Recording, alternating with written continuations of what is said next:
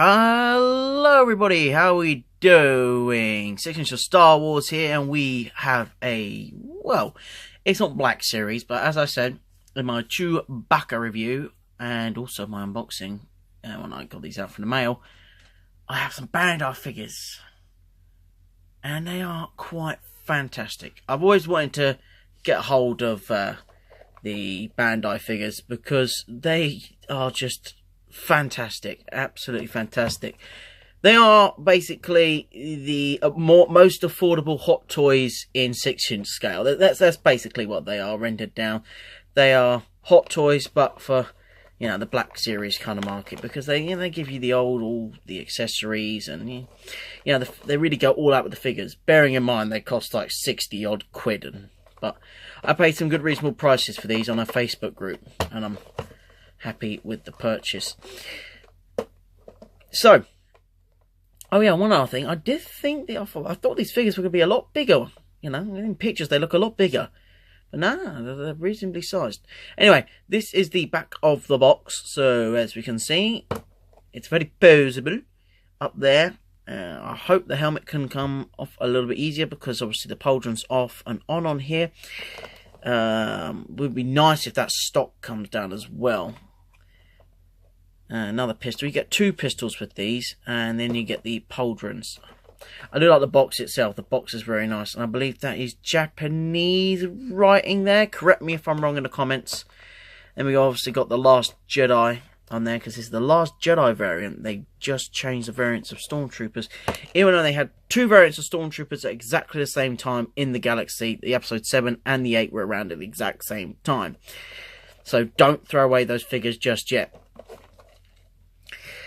SH figure arts on here. The front of the box is very nicely designed. I like the layout of the figures as well, and this red design going in with it really kind of, you know, symbolises the evil side of it. More, I believe, Japanese writing there. If not, it's Chinese, but I've got a feeling it's Japanese. Or is it Korean? I'm going to go with Japanese. Somebody correct me if I'm wrong in the comments below. And then you got some description there, and then you got First Order Stormtrooper there, and down the side of this box, nothing much really going on. So let's. I really don't want to do this because it's a lovely boxed figure, but anyway, we're gonna crack him open and we're gonna see what this figure is like.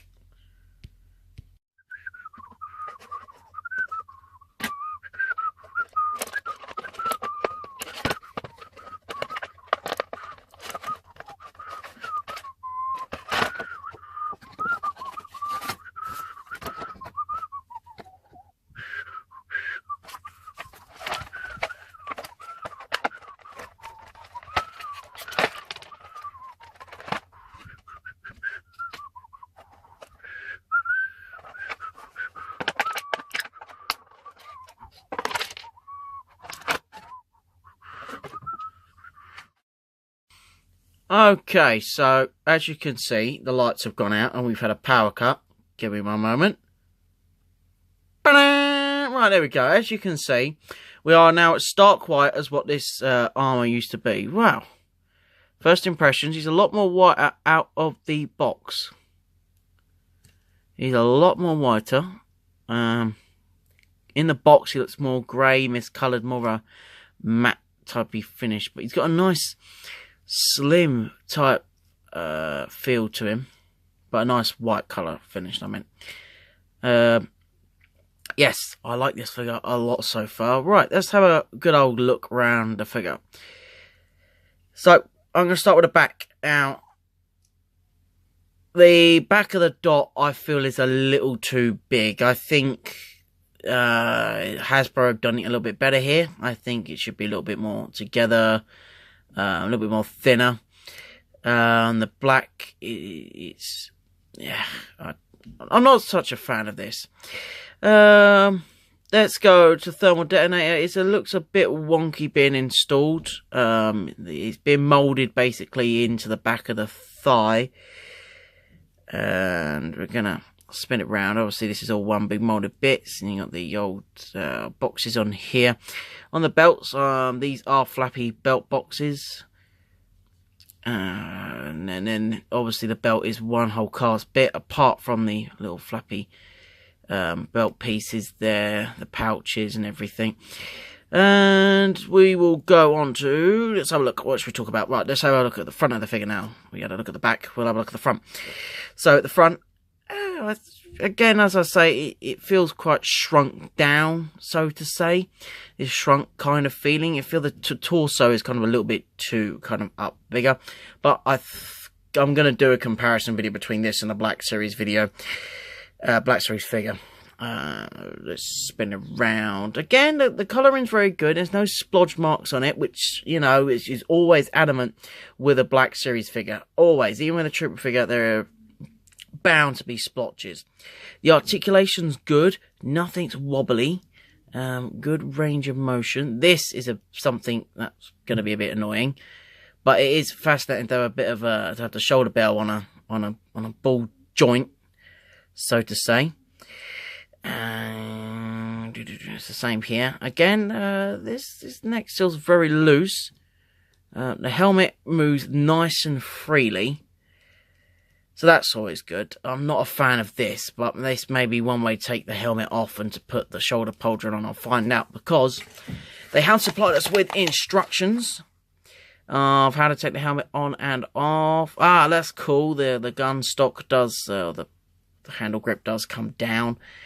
Obviously we've got hands and all that jazz, and stuff is falling on the floor. Anyway, let's have a closer look down the rest of the figure. So, I love the way they've captured the gaskets on this figure. And also, the overlapping of the armour here. Normally, toy makers might just go, you know what, screw it, and we'll just cheat and get away with having it as one whole piece. But they've done what they've done in the movie, and one of the leg parts overlaps the other part of the thigh pieces, and they've done that just there as well. Let's go down. Knee joints, as I say, I like the gaskets underneath it. It's the same with the arms as well. I think they've done a good job capturing the gaskets. You don't know what the gaskets are.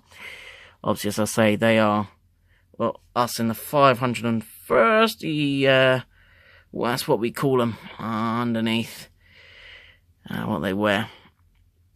We'll have a look at the arms in just a second. We travel all the way down to the feet. Now, we've got more articulation in the feet, which is fantastic. So, again, he'll be able to do a proper, you know, kneeling down posing, because it's hard to do it on a Hasbro figure, but with the little articulation down there. Sorry, guys, let me just focus in for you. Yeah, it's quite good. The spats, they did change as well for the episode 8 variant Stormtrooper, and I can see they've changed them up on this figure as well. The codpiece, it's a lot thinner on the episode 8 version compared to the episode 7, so maybe they've kept the same on here. But the spats look like they've definitely changed. The boots design, I'm a big fan. They've done a good well capturing the boots. You can see the zip line there. Yeah, I'm quite happy with this figure. I'm going to get the negatives out of the way a little bit. I'm not a fan of this. It's a bit open. But anyway, this shoulder bell is a bit weird. The helmet, I don't like that, as it's all different type of pieces. And the back, the thermal detonator looks a little bit wonky, and the back bit looks a bit different. But, oh yeah, and the holes in the back of the boot as well. I'm not really a fan of them. But I do love this figure, absolutely. They've captured it quite well, apart from that bit. The overlapping of the thighs pieces and the ankle pieces, the spats. The hip movement's really good, nice articulation in the hips. The chest, nice articulation. The arms, let's get a closer look on the arms. Oh my god, all the bits are dropping on the floor. Oh no, everything is falling on the floor now. Oh my god. It's like opening a dodgy McDonald's toy with loads of accessories. Remember when you got the Legos back in the day? Something like that. So obviously we get different hands with it, so we got interchangeable hands. They captured this quite well. His comms, I believe it is, on his lower arm. And then obviously move up, we've got the gaskets there and the one of the upper arm pieces. They've done the detailing really well on this figure. I mean, you can tell they have taken some good time to paint this up. Nice shiny finish to it, not a matte feeling type finish. Yes, no splodges. That's one thing I'm keeping my eye out. You can see the little clips as well. You can just about, let me get my camera to focus, make them out there. I love the detailing. The lines have been captured superbly, and in the little clips as well. They're just here as well, here and here. Fantastic. As I said, the yoke bit, one chest bit. That's not entirely, if you really are those type of people that want movie accuracy in your figure, I wouldn't go for this one, because that bit doesn't look entirely accurate to me. Being that I'm getting first order armor made and I've done the research into the armor, I'm a guy that knows me Stormtrooper armor. Okay, my friends, no worries, I get disguise for you. Right, let's go into the rest. The shoulder pieces quite well. Do they have, this is what I'm interested in, because Hasbro don't. No, they don't either. If you look on the shoulder belt of a Stormtrooper, you can see there's always, there's a little lip here, just on the side. It's not one whole piece, there's a tiny little lip. And I thought this figure would have it, but unfortunately it doesn't. Doesn't bother me. Anyway, let's have a look at this helmet. It is the Last Jedi variant. One of the best things Rian Johnson has done so far is make the Stormtroopers look more aggressive, more like Stormtroopers. I do love the Episode 7 variant, and I do love the Episode 8 variant. I'm a fan of both, but if it comes down to one, it will be the Episode 8 variant, because it looks more like Stormtroopers with the teeth. Okay, so let's have a look. So far, so good. No splotches. You know that's one of my pet hates. I hate splotches. The line detailing and the sculpting on this helmet is is phenomenal. It's phenomenal, like AJ Styles. It's fan-flipping-doozy-tastic. Let's have a little closer look. If I just shift me light, boom, and see. There we go. Now you can see they've incorporated the teeth marks there. And there we go, going around the back. As you can see, that's the line. Yes, I like the sculpting of the helmet. Full 360 degrees of motion on the helmet.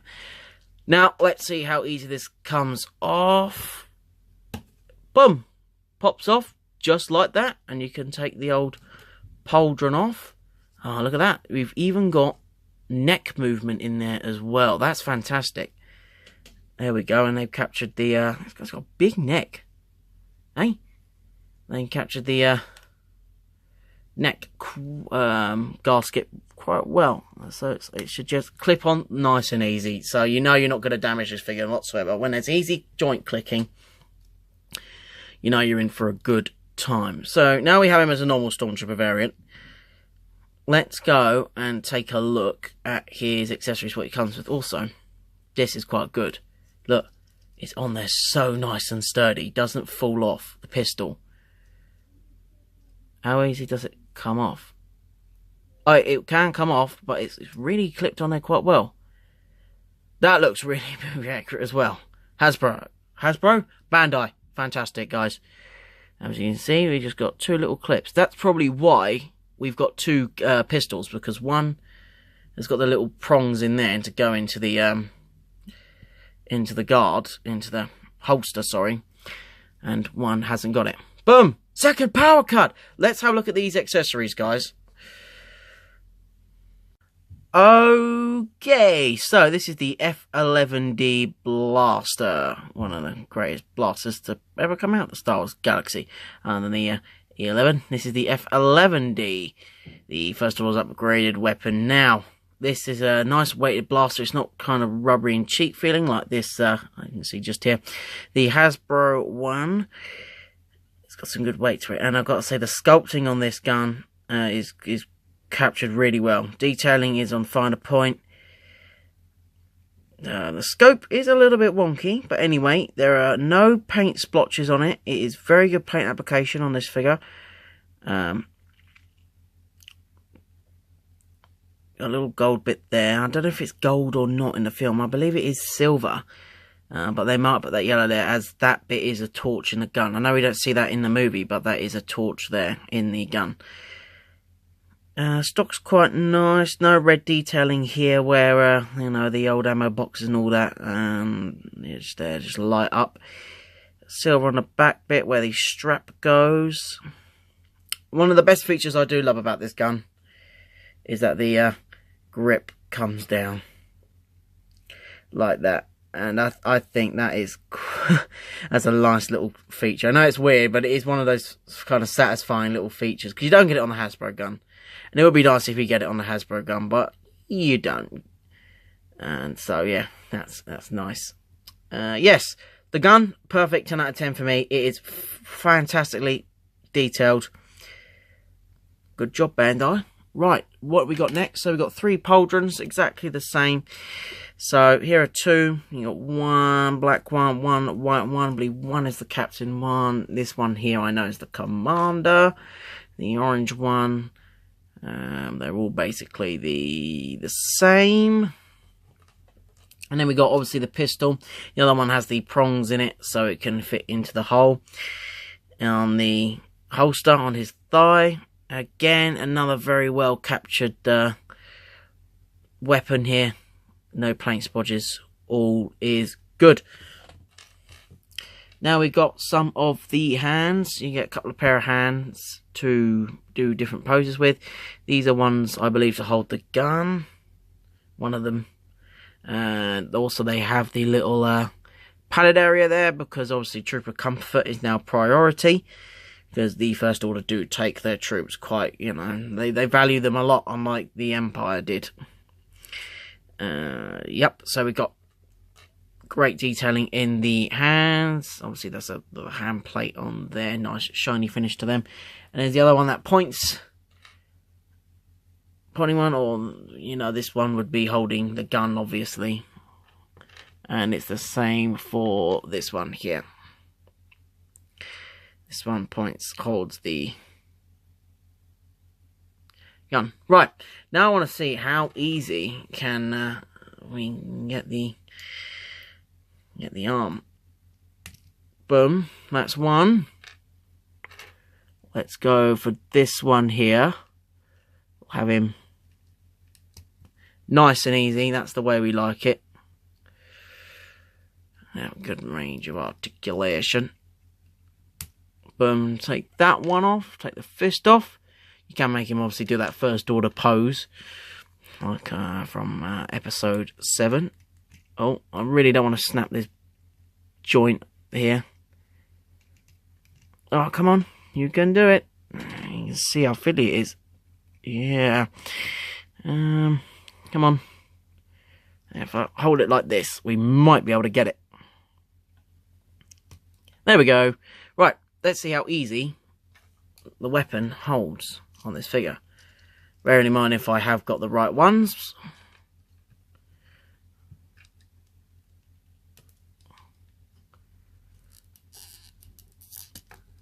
That goes in there like that. And then that goes there like that. Oh, that's good. Not even any, because with the Hasbro ones, they really fight against you in the joint. This one, nah, it doesn't. Oh, don't fall over on me. Or pose them like the Disney Park Troopers. Whoa, now the camera's about to fall over. Yes, so, at the end of the day, this figure is fantastic. You could do a very, so many wide range of poses with this figure. And if you want to see how many poses you can do, I urge you to please follow me on Instagram. It's all Star Wars stuff on there. The odd football stuff, but you know, just hit me up, give me a follow on the old Instagram. Link is in the description below. I hope you guys enjoyed this review of the Bandai First Order Stormtrooper. Would I recommend you to pick this guy up? 100%. I'm going to be doing a comparison video between the Hasbro one and the Bandai one, so that will be coming within a couple of days' time. If you're in the future, you've obviously seen this. Anyway, guys, I hope you enjoyed this video on the Bandai First Order Stormtrooper Episode 8 variant. I hope to see you in the next video, which will be the Praetorian Guards. I will be reviewing all 3 of them in one video. So, if I don't see you in another video, guys, may the force be with you. Have a good day. Or night, whatever you're doing. You better not be watching this on the toilet. It's very dirty. Okay. Goodbye, guys.